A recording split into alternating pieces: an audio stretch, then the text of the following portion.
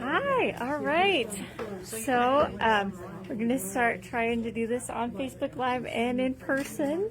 We've got a lot of people here today, so and then first time I've ever tried to do both an in-person and online class. I have the camera facing this way, guys. You're good.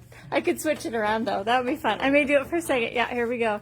We're going to do the room. Wave. Hello, everyone. Hi. Yeah, okay. Back to me. Okay, so I'm going to have the camera down most of the time. Oh gosh, I'm already close. And I'm going to be showing some alcohol marker techniques with OLO markers first, and then a little later on we are going to do the alcohol inks and use the little air blower and everything. So I'm going to flip the camera around again and have it down on my desk here. Okay. Make sure this is in a good position for everybody to see. Okay. Hopefully that'll work. It's up a little high where I can't see it, but I'll just trust that it's going to work. So how many have worked with OLO markers before or have tried them? Just a couple. Compared to other kinds of alcohol markers, what do you guys think? I think they're more blendable. Yeah, I think so too. I think they're really smooth. They don't leave any streak lines or anything like that. That's part of why I really love them. I had a special teach the teacher class, and so I'm going to go through some of the techniques I learned because these are, they blend well, but they are really juicy markers, and that can be something that kind of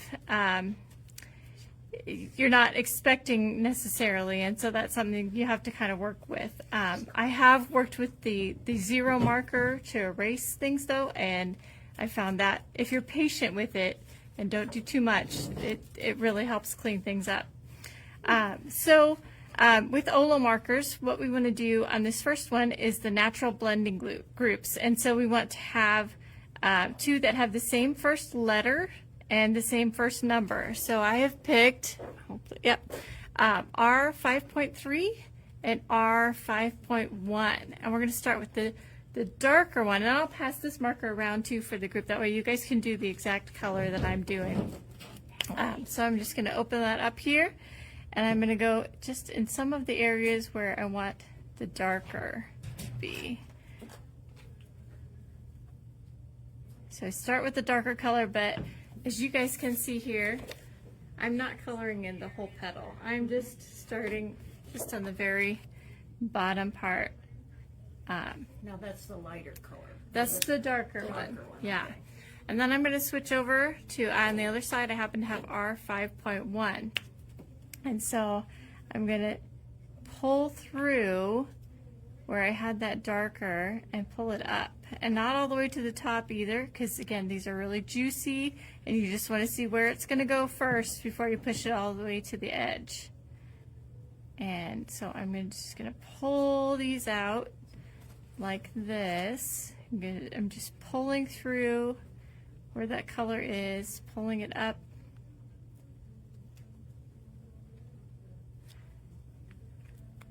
And then we let it do some work blending too. So as you guys can see, there's very little distinction. It's going to get better as it, I think we can even kind of pass it around a little bit. Yeah, it's going to get better as the alcohol dries a little bit. It'll get even better. And for you guys online, here's what it looks like when it's dry. It's this one here. Yeah, I don't know if I can zoom in. Probably not. Probably too complicated. Oh, we have 5 people watching. Yay! Oh, and you're one? Yay! Oh, we got people in the room watching. Awesome. So, does it look okay? Yeah, it does. Yeah, awesome. Do you want? You can't pull that. Okay. Facebook. You have Facebook? How do you know when my stuff's going on? You tell us. Sometimes. I got people calling me for class this month.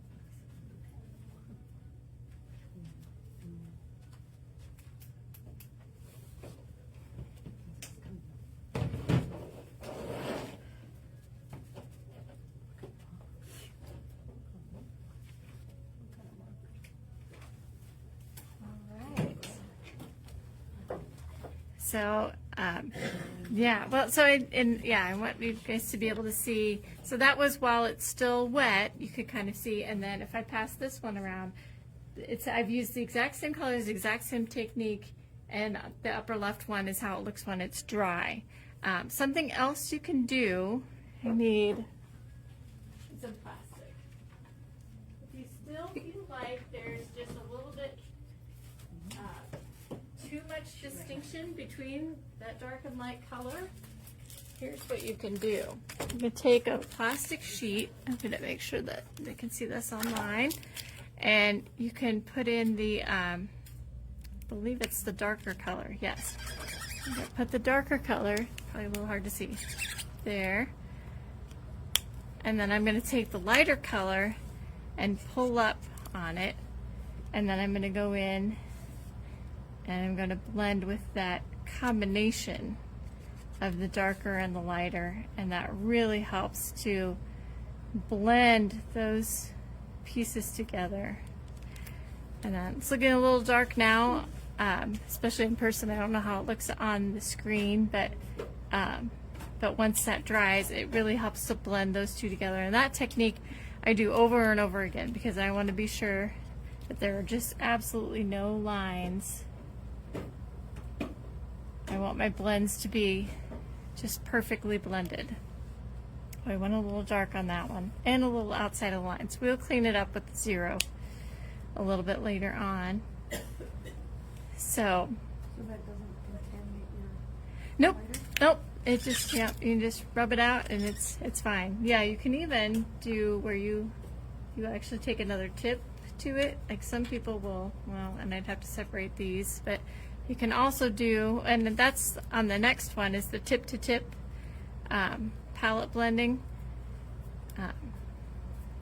This is a little awkward, but you can actually take the marker and you can pull it off of that and then have your combination. Now I don't know which one is which. 5.3. Luckily they say it on the marker themselves. Yeah.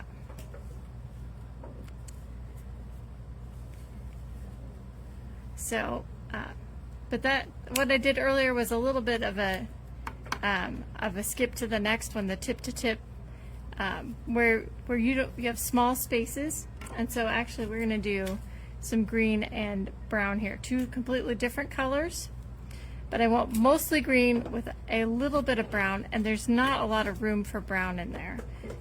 So what I'm going to do is, again, I'm going to put the brown on a clear acrylic sheet, and then I'm going to take my green and I'm going to pull up some of it so that I have green and brown together on my leaf. Another thing that I could do is what I showed before, where I would take the brown marker, I'd have it sitting there, and I would pull from the tip of it with the green. I feel like I have a little better control when I pull it off the acrylic sheet, so I like to do that. But oh yeah, we've got some great browns coming in with this. I love how this combines these colors. And yeah, my green marker is fine. If I were to, so there's no brown in my green marker. I haven't contaminated it. I'm just able to combine these colors seamlessly with this technique. And then I'm going to use some green to just kind of fill in the others here. So, and I'm going to pass that around so you guys can see how I combine the green and brown. And then oh yeah, and then this sheet shows when I'm done what it looked like with the green and brown. And with this one we use the YG 2.5 and the OR 7.6.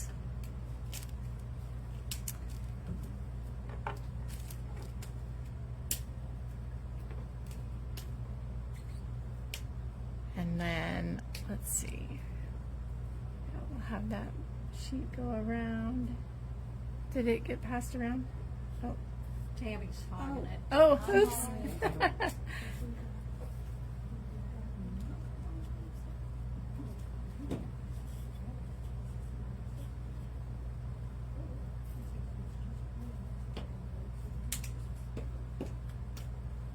So I love this for fall, for doing fall foliage where it's just starting to turn. Thankfully, the foliage here in Lincoln has not started to turn just so much yet. Not ready for fall yet. A few more weeks of summer. In your learning about how to use the markers, did you find a need to have a sharper point at any? I really Any like technique? the brush tips. I feel like the brush tips allow you to do really anything. They sell chisel tips too. I don't, as a retailer, stock them, but I personally don't know where a chisel tip would work better than the brush point. And the brushes seem to maintain really well too. Yeah. You know, they stay very to form, and Since yeah. they're so juicy, you don't have to press very hard. right. And with this next technique, we're going to use a little bit more of the side, and so yeah, for the tip is really nice for the really fine details, but the side is really good for the kind of blending that we'll do in the next one. So.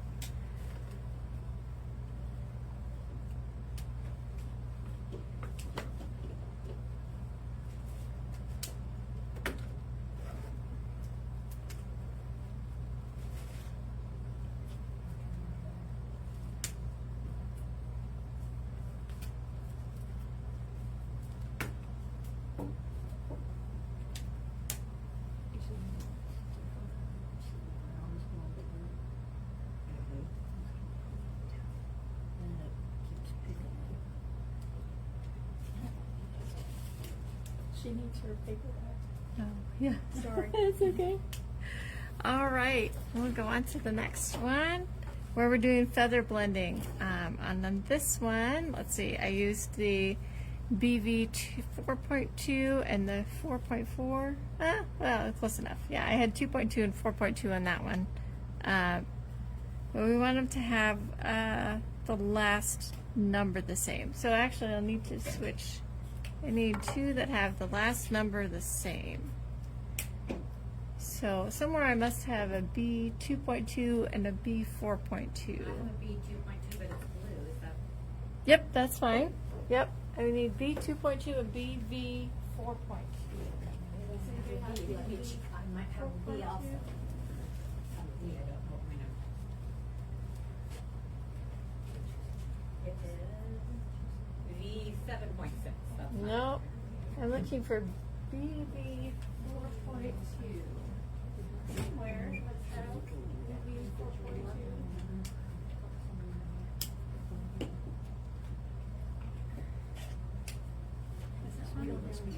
Nope, no BV. Okay.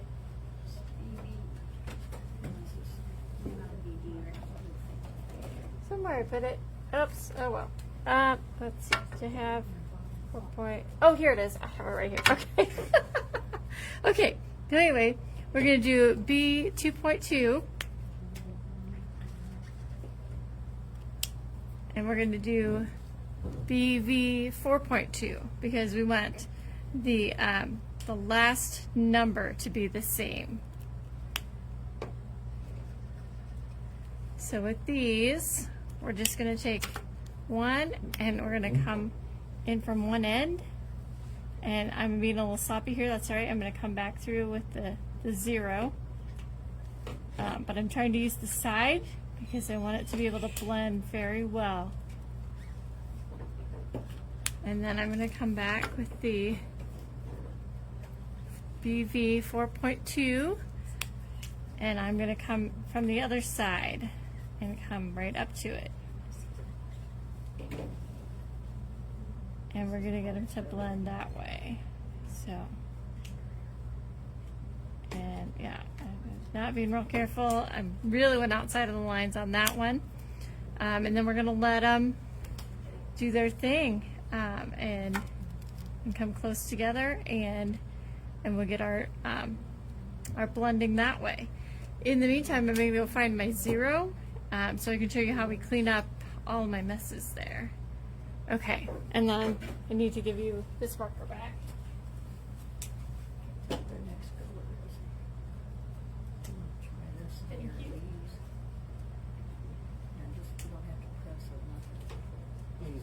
you. All right, and somewhere I have a zero. Does it have the zero? Oh, there's the zero right there. I need to borrow the zero. Thank you. Okay, and here is the one that looks when the blending is complete, and it's nice and cleaned up. And I'm going to show you how I use the zero here. I'm just gonna, oops, there's a little bit on See it. what you just colored. Yeah, this one is the one I just I'm trying to figure out what color I need to go to. Okay, thank you. Yeah. Okay. And so, I'm gonna take the zero and just take it along some of these edges. And we're just gonna let it set for a while because it's not an eraser, it's not going to go immediately, but it's going to pull up that color. So we do that and then we let it set for a while, and we will come back to it if we need to do more cleanup. But you can go way outside the lines and it's not the end of the world. The zero is there. You can also use the zero to just pull up color if you wanted to put some little things on these leaves to give them a little more texture. You can't see it right away, but after the alcohol evaporates, it starts to show some of that texture, which is really neat. And then, let's see, yeah, we did, no, on this one I think maybe I did ORs, but I'll do a different one. I'll do R 5.3. Well, I think I went darker for the strawberry.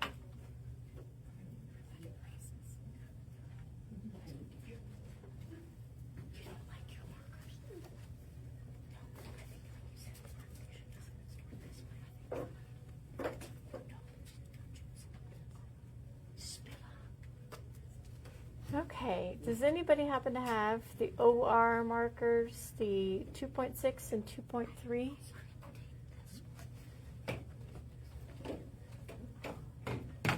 Okay.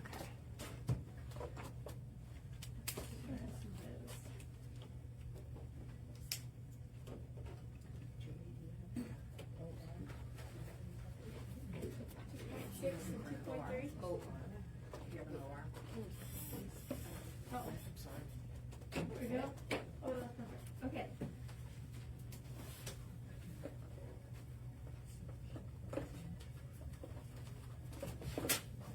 Okay, well, we're waiting for that one to dry. To go back through in the zero with the zero and clean it up a little bit more, we're going to start on the strawberry here, and I'm going to start with the darkest color. With some other alcohol markers, you'll start with lighter and then go darker, but with OLOs, you want to start darker. And so I'm just doing kind of some of the edges here, and I'll show you guys, just doing the edge of the strawberry, just the very edge. And then I'm going to come through with a lighter color. I'm going to try to pull that out, and it's not going to blend very well at first, and that's okay. Oh, and I went outside the lines. So the lighters. Yep, this is yeah, sorry.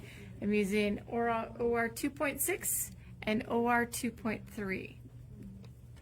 And I can show you guys here, and I can show you guys here. It didn't blend very well. Not like the one that I have that's finished.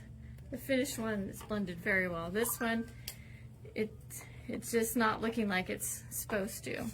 This is another case where we're going to come back through and we're going to do basically the tip-to-tip blending, but we're going to put the darker color down, and then we'll pull up from it with that lighter color, and then we'll try to blend it on those edges. And it bridges the gap essentially between those two colors and helps draw it out. So I have the lighter color here, but I've been pulling some of the darker color with it, and already you can see it is blending so much better.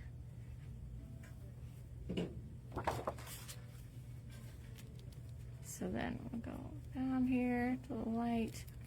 And then once you let that dry, you'll also let this little thing dry, and then we can go in and we can kind of do a little bit of, I don't know what the term would be, but some stippling maybe, kind of stippling to give it a little bit more texture. And we're going to use, the more dry alcohol marker here and here. We're going to let both dry a little bit, and then it gives it a little bit of a textured look. We can also, like we did before, use the 0 and come back through and just kind of dot some things. I already love how this looks. Looks so great.